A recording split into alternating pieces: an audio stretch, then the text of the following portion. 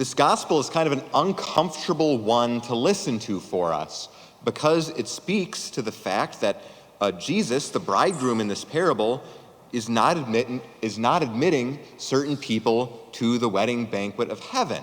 And that makes us uncomfortable. We're having to remember our own death and judgment. So it's very important to realize, okay, what's going on in this parable, right? How can I make sure that I'm one of the wise virgins and not one of the foolish ones? We're called to read this gospel closely and examine our own hearts to see what's going on there. How can I be wise? So what are the lamps when we look at this gospel? What are the lamps representing? The lamps of these 10 virgins represent the states of our souls. Our souls are the lamps. And the light in the lamp is representing whether we have that life of God in us. Whether we have that life of God in us.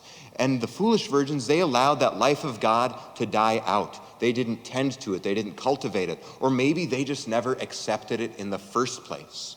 And the Lord can't allow people into his wedding banquet who refuse to accept his divine life.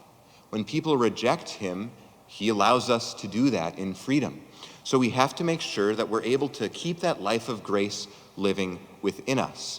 This fire in our lamps is that God's divine indwelling for us, God's love for us. God is that divine spark that brings that flame of love and divine life to our hearts. And God offers this spark to everyone. The wise virgins, the foolish virgins, they were given that opportunity to have that divine spark, but we need to be ready for when that spark comes. We need to have our lamps lit with oil, and we need to tend to that oil to make sure that it doesn't run out. So what is this oil? The oil that fuels our lamps is our self-offering to him.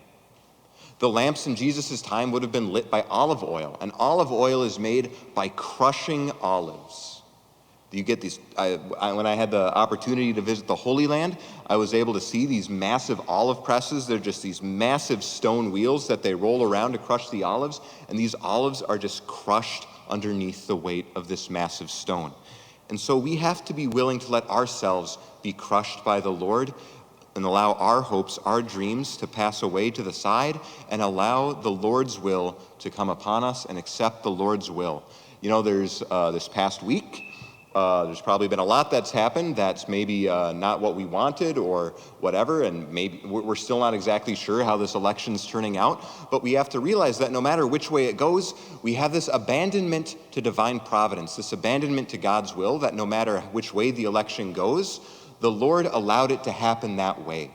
And so we trust in the Lord in everything, and we allow our own wills, what we want, to be crushed under the weight of his love to create that olive oil that will fuel our lamps.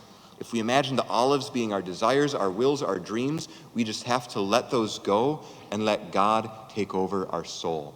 We hear elsewhere in the scriptures, unless a grain of wheat falls on the ground and dies, it remains but a grain and has no life. It's when that grain falls on the ground and dies that it's able to become a seed that springs up in new life.